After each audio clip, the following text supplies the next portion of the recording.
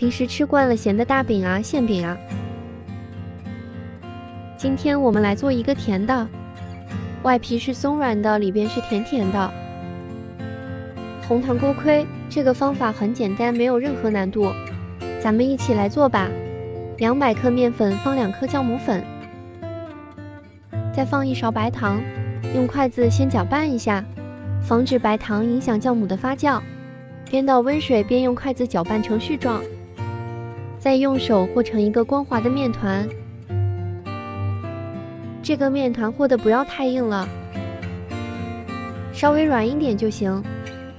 最后盖上保鲜膜，把它醒发至2倍大。下面来调一个糖馅，准备100克红糖，就是咱们家里普通的红糖就可以。里边放入1勺面粉，有白芝麻的再放1勺白芝麻，这样会更香。最后把它们充分的搅拌均匀就可以了。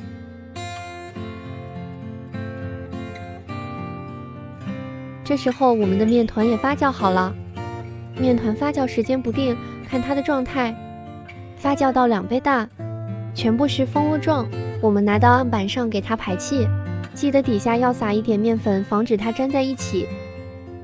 最后揉成长条，分成同等大小的剂子，把每一个剂子再稍微揉一下，用手轻轻的给它压一下，拿擀面杖给它擀成薄薄的饺子皮。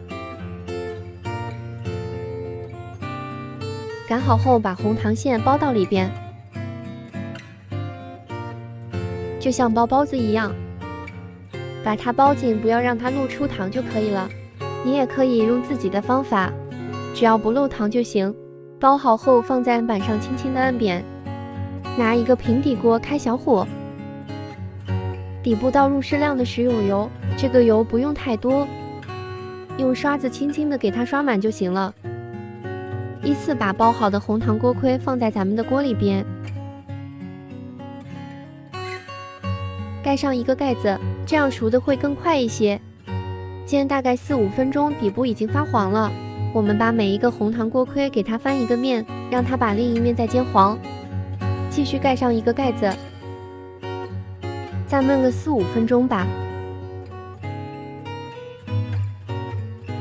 底部也变黄了之后就可以了。红糖锅盔就做好了，是不是很简单呢？